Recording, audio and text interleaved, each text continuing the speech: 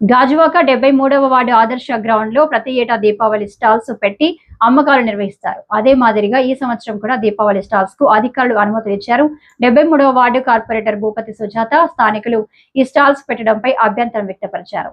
గత 2 ఏళ్లుగా 5 కోట్ల రూపాయలతో ఆదర్శ మైదానం స్పోర్ట్స్ కాంప్లెక్స్ గా రూపుదిద్దుకుంటుందని, అదేవిధంగా ఆదర్శ మైదానంలో 4 వార్డులకు సంబంధించి ప్రజలు వాకింగ్ చేస్తారని, అదేవిధంగా చిన్నారులు ఆడుకుంటారని ఆమె అన్నారు.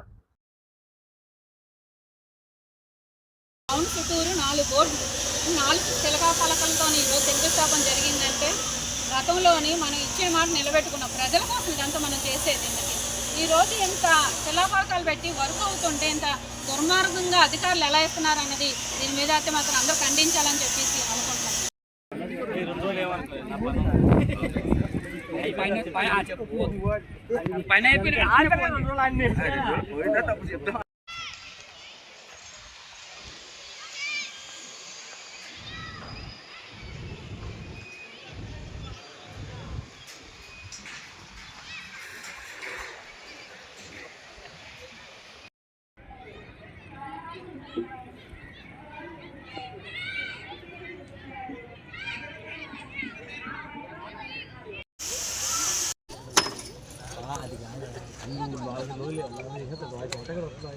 డబ్బులు డొనేషన్ చేసుకొని ఒక మనిషి ఇంత డొనేషన్ చేసుకొని ఈరోజు కార్యక్రమం కూడా జయపరిశం చేస్తున్నారంటే ఇంత గ్రౌండ్ మనకు ఉంది కాబట్టి ఇంత మనకి ఉల్లాసంగా మనకేమో ఫంక్షన్లు కూడా చాలామంది కళ్యాణ మండపాలు తీసుకోవాలంటే మనకి లక్షల రూపాయలు ఖర్చు పెట్టుకోవాల్సింది ఉంది.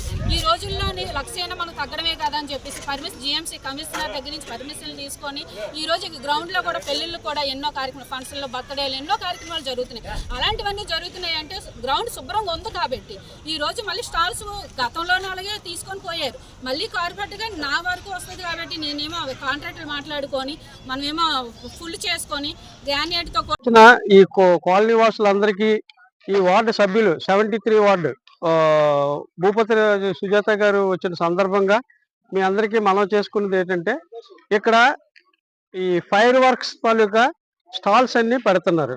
అంతకుముందు ఏం జరిగిందంటే అప్పుడే చెప్పాం ఇది పెట్టకూడదు నెక్స్ట్ ఇయర్ నుంచి అని. అంటే ఇప్పుడు మున్సిపాలిటీ వాళ్ళు ఎలాగ మరి దీనికి పర్మిషన్ ఇచ్చారో మాకు అర్థం అవ్వట్లేదు. అలాగే కార్పొరేటర్ గారు వచ్చి చెప్తే ఇప్పుడు ఈ ప్రెస్ మీటింగ్ పెట్టడం జరిగింది. ఇది ఎవరిని ఉద్దేశించి పెట్టారో ఎవరి దగ్గర ఏ డబ్బులు తీసుకున్నారో ఏంటో మాకేం అర్థం అవ్వట్లేదు. ఈ ఈ ఇక్కడ స్కూల్ పిల్లలు క్రికెట్ ఆడిన చాలా మంది వస్తున్నారు. ఇది ఎప్పుడైనా ఫైర్ అటువంటిది ఏమైనా జరిగిందనుకో చాలా ప్రాబ్లంగా ఉంటుందని మేము అనుకొని ఈ స్టాల్స్ పెట్టొద్దని చెప్తున్నాం. అయినప్పటికీ మున్సిపాలిటీ వాళ్ళు చొరవ తీసుకొని మరి ఎందుకు ఇస్తున్నారో జీవీఎంసీ వాళ్ళు మాకైతే అర్థం అవ్వట్లేదు. మాకు తెలియపరచలేదు, ఏమీ లేదు. అట్లీస్ట్ కార్పొరేటర్కైనా తెలియజేయాలి కదా. కార్పొరేటర్కి కూడా తెలియజేయకుండా ఈ స్టాల్స్ నిర్మించారు. అందువల్ల దయచేసి ఈ స్టాల్స్ ని రిమూవ్ చేసేవలసిందిగా కాలనీ వాసుల తరపుని ప్రార్థిస్తున్నాం.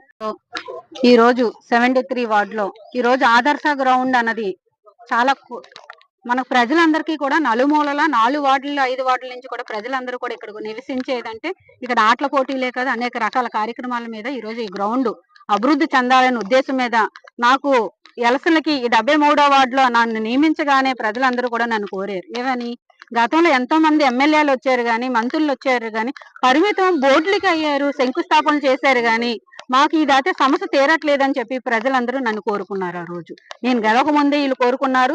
గెలిచాక నేను చేస్తానని వాళ్ళకి మాట ఇవ్వడం జరిగింది.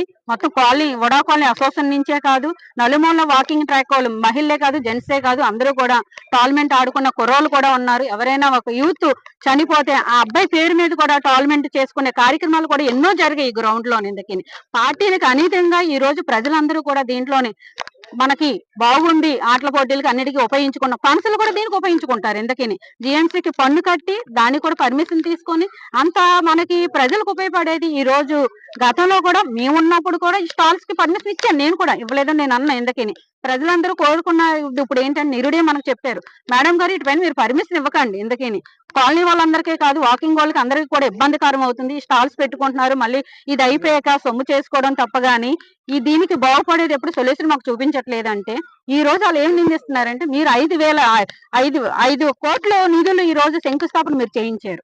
మీరు స్టాండింగ్ కమిటీగా నా స్టాండింగ్ కమిటీ నిధులతోని ఈ రోజు నేను పోరాడి జిఎంసీలో పోరాడి 5 కోట్ల నిధులతోని ఈ రోజు స్టేడియం మొత్తం మీరు బిల్డింగ్ అంతా మీరు ఫోటోలు తీయొచ్చు మీడియా మిత్రులందరూని.